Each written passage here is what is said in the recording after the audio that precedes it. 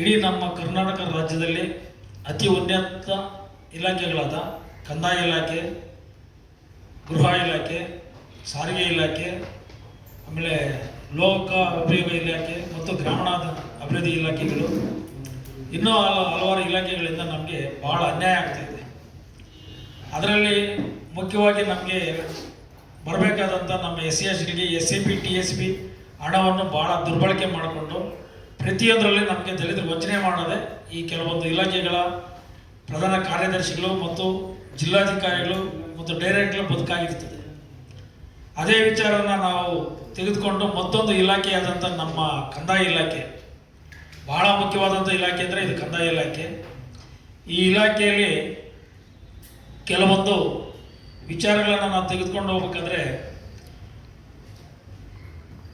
Survey ಇಲಾಖೆ ಭಾಳ ಮುಖ್ಯ. ಈ ಸರ್ವೆಯಲ್ಲಿ ನಮಗೆ ಬೆಂಗಳೂರು ನಗರ ಜಿಲ್ಲೆಯಲ್ಲಿ ಭೂ ದಾಖಲೆಗಳ ಉಪ ನಿರ್ದೇಶಕರಾದಂಥ ಸುಜಯ್ ಕುಮಾರ್ ಅವರು ನಮ್ಮ ಬೆಂಗಳೂರು ನಗರ ಜಿಲ್ಲೆಗೆ ಅಧಿಕಾರ ಹಸ್ತಾಂತರ ಮಾಡ್ಕೊಂಡು ಸುಮಾರು 3 ರಿಂದ 4 ತಿಂಗಳು ಆಗಲಿಲ್ಲ ಮನುಷ್ಯ.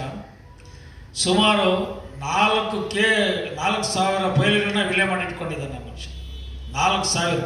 ಆಮೇಲೆ ಈ ವಿಚಾರದಾಗಲೇನಾರ ನಾವು ಮಾಹಿತಿ ಕೇಳಕ್ಕೆ ಹೋದರೆ ಮಾಹಿತಿಗಳು ಕೊಡಲ್ಲ. ಇಷ್ಟು ಕೇಸ್ಗಳಿದೆ ನಿಮ್ಮಲ್ಲಿ, ಸ್ವಲ್ಪ ಮಾಹಿತಿ ಕೊಡೋದ್ರೂ ಕೊಡೋಕೆ ಹೋಗಲ್ಲ. ಒಂದು ಕೇಸನ್ನು ನಾವು ಮುಕ್ತಾಯಗೊಳಿಸ್ಬೇಕಂದ್ರೆ ಸುಮಾರು 4 ರಿಂದ 5 ಲಕ್ಷ ಲಂಚ ತಗೊತಾರಂತೆ.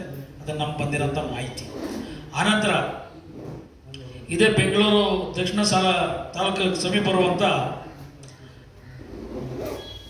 ಅಲ್ಗೆ ಒಡೇನಹಳ್ಳಿ ಗ್ರಾಮದ ಸರ್ವೆ ನಂಬರ್ 65ರಲ್ಲಿ 4 ಎಕರೆ ಖರಾಬು ಬಂಡೆನ ಪೋಡಿ ಮಾಡಿಕೊಟ್ಟು ಸುಮಾರು 4 ಕೋಟಿಗಳಷ್ಟು ಲಂಚ ಪಡ್ಕೊಂಡಿದ್ದಾರಂತೆ.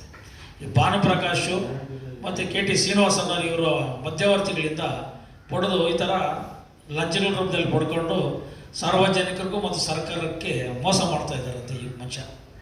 ನಂತರ ಮತ್ತೊಂದು UM ಕಾವಲಿನಲ್ಲಿ 5 ಎಕರೆ ಜಾಗ ಅಂತಿದ್ರೆ ಆ ಜಾಗದ ಮಾಲೀಕರು ಪೋಡಿ ಮಾಡಬೇಕಂತಂತೇಳಿ ಅರ್ಜಿ ಹಾಕಿದ್ರೆ ಆ ಮನುಷ್ಯನಿಗೆ ಏನು ಮಾಡ್ತಾನೆ, ಇವರು 5 ಗುಂಟೆ ಮಾತ್ರ ಪೋಡಿ ಮಾಡಿಕೊಟ್ಬಿಟ್ಟು ಇನ್ನೊಂದು 5 ಗುಂಟೆ ಇದು ಮಾಡ್ಕೊಂಡು 4.5 ಎಕರೆನ ಖರಾಬ್ಗಂತ ಸೇರಿಸ್ಬಿಡ್ತಾನೆ ಸರ್ಕಾರಿಗೆ ಅಂತ. ಪಾಪ ಅನ್ಯಾಯಕರಿಗೆ ಅಮಾಯಕ ಮಾಡಿ, ಯಾಕಂದರೆ ಅದ್ರ ಡೀಲ್ ಮಾಡಲಿಲ್ಲ, ಕಾಸುಗಳು ಕೊಟ್ಟಿಲ್ಲ ಅಂತೇಳಿ ವ್ಯವಸ್ಥಿತ ಓಡಿಸಿ ಬಿಸಾಕಿದ್ದಾರೆ. ಅನಂತರ ದಿನಗಳಲ್ಲಿ ಈಗ ಬಂದ ನಮ್ಮ ಬೆಂಗಳೂರು ನಗರ ಜಿಲ್ಲೆಗೆ 5 ತಾಲೂಕುಗಳು ಬರ್ತವೆ. ಯಲಹಂಕ ತಾಲೂಕು, ಬೆಂಗಳೂರು ಉತ್ತರ, ದಕ್ಷಿಣ, KR ಪುರಮು, ಆನೇಕಲ್, 5 ತಾಲೂಕುಗಳಿದೆ. 5 ತಾಲೂಕುಗಳಲ್ಲಿ ಸುಮಾರು 4 ಕಡೆ ಸಹಾಯಕ ನಿರ್ದೇಶಕರು SCಗಳೇ ಇದ್ದಾರೆ. ಆ SCಗಳನ್ನ ಕಂಡ್ರೆ ಇದ್ದಂಗೆ ಆಗ್ತಾಯಿಲ್ಲ. ಅವ್ರಿಗೆಲ್ಲ ಏನಾದರೂ ಒಂದು ಕಿರುಕುಳ ಕೊಡೋದು, ಆಮೇಲೆ ಅವ್ರಿಗೆಲ್ಲ ವ್ಯವಸ್ಥಿತ ಮಾಡೋದು, ಆಮೇಲೆ ರಾತ್ರಿ 11 ಗಂಟೆ ಮೇಲೆ ಮದ್ಯಪಾನ ಮಾಡಿ ಹೆಣ್ಣುಮಕ್ಳು ಕರೆ ಮಾಡೋದು, ಫೋನ್ಗಳು ಮಾಡೋದು, ಇದೆಲ್ಲ ಮಾಡ್ತಾರೆ ಅಂತ ಅದು ನನಗೆ ಮಾಹಿತಿ ಬಂದಿದೆ. ಈ ವಿಚಾರಗಳಲ್ಲಿ ಅವಕಾಶ ಇದ್ದಲ್ಲಿ ನೀವು 5 ರಿಂದ 6 ಗಂಟೆ ಮಾತಾಡಿ, 5 ಗಂಟೆ ಮಾತಾಡಿ, ಆಮೇಲೆ ಸಂಜೆ ಇದು ಮಾಡೋದು, ಅದೆಲ್ಲ ಇದು ಮಾಡಬಾರ್ದು. ಆಮೇಲೆ ಅವ್ರಿಗೆ ಯಾರು ಸ್ಪಂದಿಸಲ್ಲೋ ಅಂಥವ್ರನ್ನ ಸಸ್ಪೆಂಡ್ ಮಾಡೋದಂತೆ. ಇದೆಲ್ಲ ನಮ್ಮ ಗಮನಕ್ಕೆ ಬಂದಿದೆ.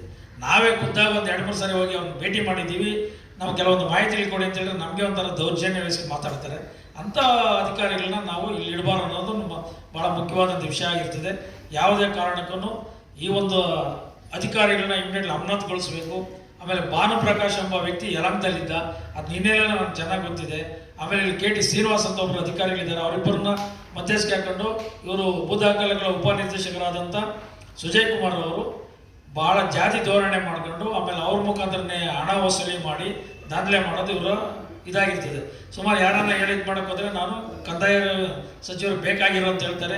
ಆಮೇಲೆ ನಾನೊಂದು 20 ಕೋಟಿ ಲಂಚ ಕೊಟ್ಟು ಈ ಜಾಗಕ್ಕೆ ಬಂದಿದ್ದೀನಿ, ನಾನು ದುಡ್ಡು ಮಾಡೋಕೆ ಬಂದಿದ್ದೀನಿ, ವ್ಯವಸ್ಥಿತವಾಗಿ ನಾನು ಏನು ಹೇಳ್ತೀನಿ ಅಂತ ಕೇಳಿ ಅಂತ ಹೇಳಿದಾರಂತೆ. ಆಮೇಲೆ ಏನು ಸರ್ಕಾರ ಏನ್ರಿ ಎಲ್ಲ ಸರ್ಕಾರವನ್ನು ದಲಿತ ಅಧಿಕಾರಿಗಳನ್ನೆಲ್ಲ ನೇಮಕ ಮಾಡಿಬಿಟ್ಟಿದ್ದಾರೆ ಅಂತ ಹೇಳ್ತಾರಂತೆ. ಈ ಒಂದು ವಿಚಾರದಲ್ಲಿ ದಲಿತರ ಬಗ್ಗೆ ಏನಾದರೂ ಅವಹೇಳನಕಾರಿ ಹೇಳಿಕೆಗಳನ್ನು ನೀಡೋದೇನಾದ್ರು ಮತ್ತೆ ನಮಗೇನೋ ಗೊತ್ತಾಯ್ತು ಅಂದರೆ ಅವ್ರ ಮೇಲೆ ಕ್ರಿಮಿನಲ್ ಕೇಸ್ಗಳಾಗೋದಕ್ಕೆ ನಾವು ಮುಂದಾಗಿರ್ತೀವಿ ಅಂತ ಹೇಳ್ತಾ ಇದ್ದೀವಿ. ನಂತರ ಬಂದು ಇವರ ಒಂದು ಏನು ಇವತ್ತು 4,000 ಅರ್ಜಿಗಳನ್ನ ವಿಲೆ ಮಾಡಿ ಇಟ್ಕೊಂಡವ್ರ ಯಾವ್ಯಾವ ತಾಲೂಕು ಏನಿದೆ ಇಮಿಡಿಯೇಟ್ಲಿ ಅದು ವಾಪಸ್ ಕಳಿಸಿ ಏನಾಗಬೇಕು ಅಧಿಕಾರಿಗಳಿಂದ ಕೆಲಸ ಮಾಡಬೇಕು. ಅದು ಯಾರು ಇಲ್ಲಿ ಪ್ರಬಲಶಾಲಿಗಳಾಗಿರ್ತಾರೋ, ಬಿಲ್ಡರ್ಸ್ಗಳಿರ್ತಾರೋ, ಅವ್ರ ಅರ್ಜಿಗಳಾಗ್ತದೆ ಅವ್ರನ್ನ ಫಾಲೋಅಪ್ ಮಾಡೋದು, ಅವ್ರ ಹಿಂದೆಗಡೆ ಹೋಗೋದು, ಬಿಲ್ಡರ್ಸ್ಗಳಿಂದ ಹೋಗೋದು, ಆಫೀಸ್ಗಳಲ್ಲೇ ಇವರು ಸರಿಯಾಗಿ ಕೆಲಸ ಮಾಡಿದಿರ ಈ ಮೋಜು ಮಸ್ತಿಗಳು ಮಾಡೋಕ್ಕೆ ರೆಸಾರ್ಟ್ಗಳು ಹೋಗೋದು, ಇದೆಲ್ಲ ಮಾಡ್ತಾ ಇದ್ದಾರೆ. ಅದು ನಮ್ಮ ಗಮನಕ್ಕೆ ಬಂದಿದೆ. ಅತಿ ಶೀಘ್ರದಲ್ಲಿ ಅದನ್ನು ನಾವು ಬಿಡುಗಡೆ ಮಾಡ್ತೀವಿ. ಇದೆಲ್ಲ ಆಗಬಾರ್ದು ಅನ್ನೋದು ನಾವೊಂದು ಅವ್ರು ಕಡಿವಾಣ ಹಾಕೋದಕ್ಕೆ ಒಂದು ಪತ್ರಿಕಾಗೋಷ್ಠಿ ಮಾಡಿದ್ದೀವಿ. ನಂತರ ಈ ಗೃಹ ಇಲಾಖೆ ನಾವು ತಗೊಂಡ್ರೆ, ಗೃಹ ಇಲಾಖೆಗೆ ಸಂಬಂಧಪಟ್ಟಂಥ ಬಾಗ್ಲೂರು ಪೊಲೀಸ್ ಸ್ಟೇಷನ್ನಲ್ಲಿ ಬಹಳ ಅವ್ಯವಹಾರಗಳು ನಡೀತಾ ಇದೆ. ಅಲ್ಲಿ ದಲಿತರಿಗೆ ನ್ಯಾಯ ಅನ್ನೋದು ಸಿಗ್ತಾ ಇಲ್ಲ.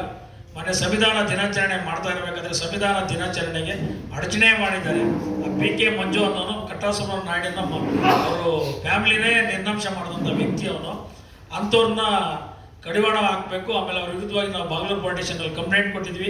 ಅವ್ರ ಮೇಲೆ ಇಮಿಡಿಯೇಟ್ಲಿ ಬಾಗ್ಲೂರು ಪೊಲೀಸ್ ಸ್ಟೇಷನ್ ಅವ್ರು FIR ಹಾಕಬೇಕು. ಅವತ್ತು ಮಾಧ್ಯಮದಲ್ಲಿ ಪ್ರಚಾರ ಮಾಡಿದ್ವಿ ನಾವು.